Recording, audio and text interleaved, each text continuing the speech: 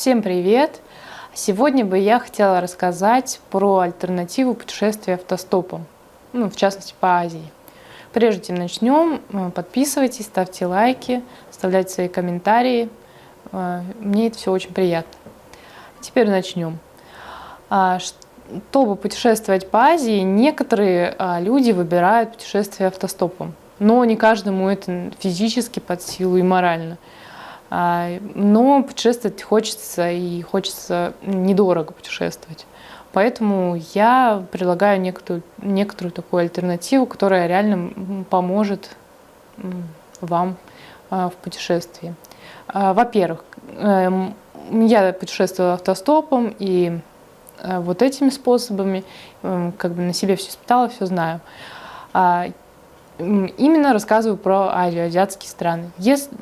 По Азии очень удобно передвигаться самолетом для начала, да? Возьмем крупное. Потому что перелеты между азиатскими странами довольно-таки дешевые. Поэтому между странами самолетами.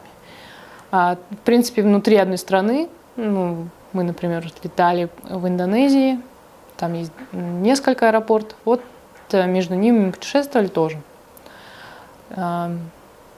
Также и в рамках одной страны самолеты тоже подходят. Следующее – это путешествие на автобусах и автобусы, которые идут внутренние в городе, есть также междугородние автобусы. Все это в Азии стоит довольно-таки недорого. Например, если брать в Таиланде, если вы сами отправляетесь на автовокзал и покупаете там билет, он будет дешевле, в 2 раза-то точно, может и в 3. Если вы, например, возьмете где-нибудь в туристическом центре, будет там специально для туристов стойка, где вы можете купить тур, до какого-то города, вас интересующего. Но если вы не боитесь, просто найдите, где автовокзал в городе, отправляйтесь туда, и там будет дешевле и не менее безопасно. То есть в Азии, не знаю, как всякое бывает, но у меня проблем никогда не возникало с безопасностью. С азиатами чувствуешь себя всегда как-то спокойно. Поэтому мы не боялись так делать. Следующий способ путешествия на поезде. Так мы путешествовали и в Индонезии, и в Индии, и в Китае. В Китае это вообще очень популярное средство передвижения. Я отдельно, даже у меня ролик есть про поезда в Китае. В Индии, например, когда мы путешествовали, там поезда вообще, в принципе, бесплатные. То есть, есть. Можно покупать билет, но можно не покупать, просто запрыгивать на ходу. Есть, бывали там проверяющие, но, в принципе, выйдешь из поезда и тут же зайдешь, и вас никто не снимет, с поезда. Одна проблема, что индийские поезда выглядят ужасно. Там и крысы, и грязно. Но если вы боитесь вы автостопом, можно, например, на поездах. Индия не очень хороший пример. Но на поездах в Китае, в Индонезии мы путешествовали, там все хорошо. Шри-Ланка тоже. Поезда очень хорошие, и удобно путешествовать так. И недорого. Следующее средство передвижения – это метро. Не везде, конечно, оно есть, но если есть, в Азии чаще всего метро очень удобное. Вы доберетесь во многие точки, куда вам надо на нем. Но опять же, это именно в городах таких довольно-таки развитых. В Гонконге хорошая развитая сеть, в Пекине, например. Там очень удобно на метро.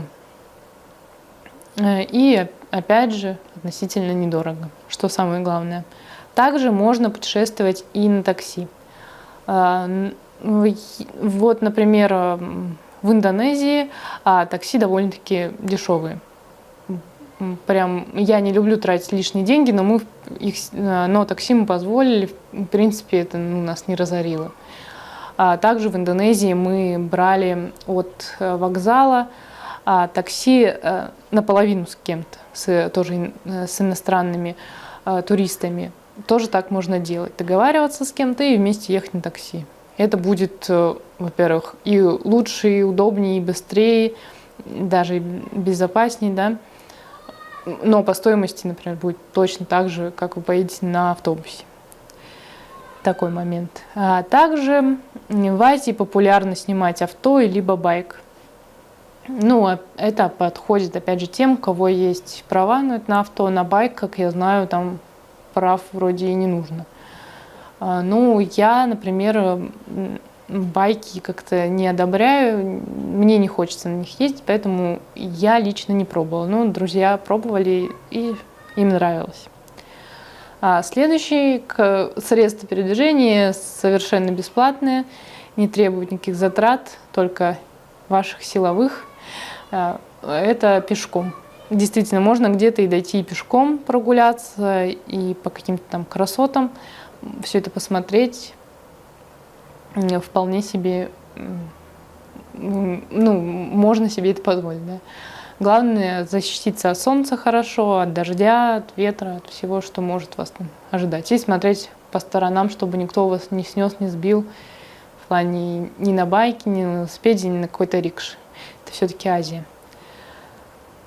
Следующее средство передвижения – это катера или какие-то речные трамваи. Тоже в азиатских странах, особенно где в составе страны там много островов, да, это очень развито. И, в принципе, без этого вы никак не доберетесь. Если пешком еще где-то можно дойти, вплавь до острова вы точно не доберетесь. Даже не стоит пробовать. Следующее, я бы хотела еще рассказать уже не о средствах передвижения, а именно как еще сэкономить во время путешествия. Спать, мы всегда спали в палатках, отели никогда не снимали. То есть в Азии это можно себе позволить. Главное, чтобы вы были защищены от дождя, чтобы палатка была хорошая, непромокаемая. Также можно...